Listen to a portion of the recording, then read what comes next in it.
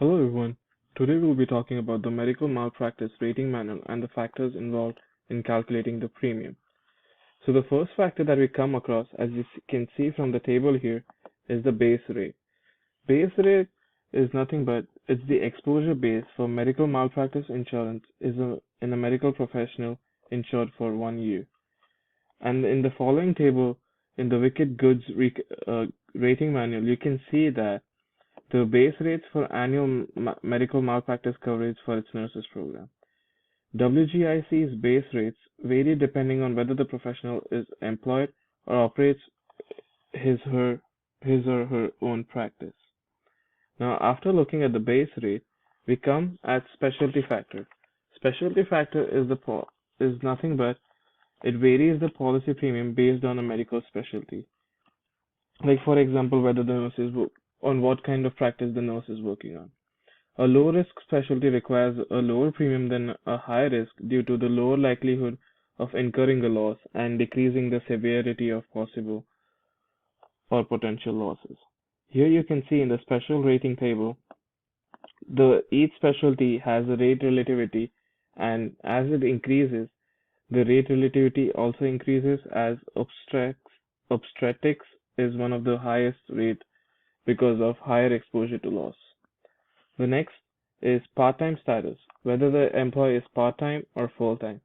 Part-time status is given 50% rate relativity because they're only working half the time, which means the exposure to incurring a loss is exactly cut by half. After that, we look at territory. Territory is nothing but the location where they work on.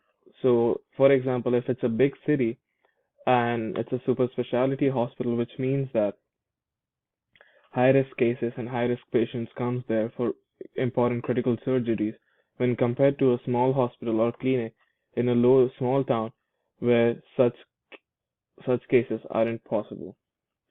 After that comes is schedule rating.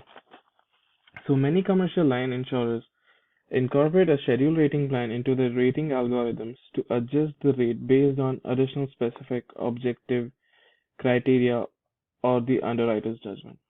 Typically, this adjustment is applied to the manual rate, which is the rate calculated based on the rate tables and the factors in the manual. So, it can be divided into three parts: continuing education, procedure, and workplace setting. A credit of 25% is given for attendance at an approved continuing education courses and seminars. The total hours spent at courses and seminars must be at least 15 hours in prior 12 months. Next, the procedure is for nurses who have professional license and/or a scope of practice in high-risk exposures such as invasive surgery or pediatric care, get also a debit of up to 25% for procedural experience.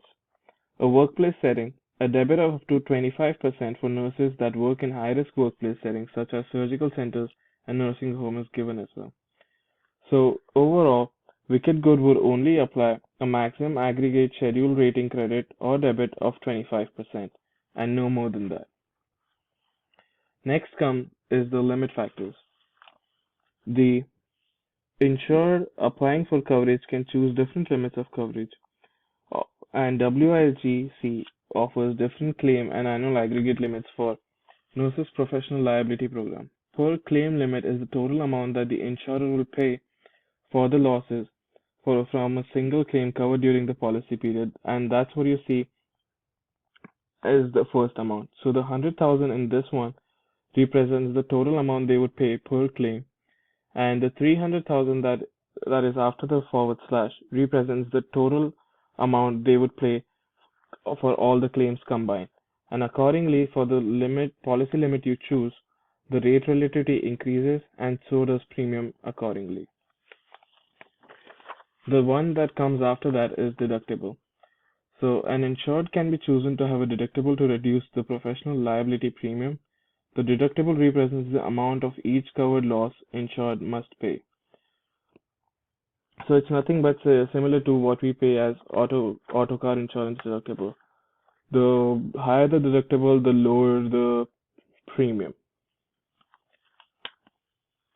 The next factor is claims made factor, This coverage is generally purchased before a claims-made policy is going to terminate, and the additional premium for this coverage is calculated by applying the extended reporting factors to otherwise applicable mature policy premium according to the years prior of the claims made coverage. The one after that is the group credit. Wicked Good offers a discount for medical practices that insure more than one nurse under one policy, such as a group practice. The size of credits depends on the numbers of nurses that are insured under the policy, and it is seen in this table right here. Like if you have one nurse in your hospital or clinic, you would get 0% credit, but if it's between 2 and 14, 5%, and 15 plus is 10%. And the next one is minimum premium. It just specifies the minimum premium for each nurse after the application of all the discounts is at least $100. The next, so this after understanding all the data behind this and all the calculation, next we go to the user interface, which anyone can use to get a premium code for their practice. So first you would select your employment status, as we looked at it being the first factor in this manual, whether it is employed or self-employed.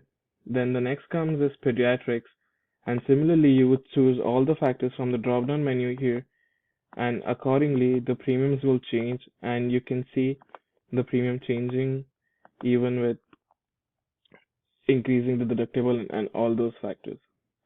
So this is how the medical malpractice rating manual works, and thank you for listening to it and giving me time. Thank you so much.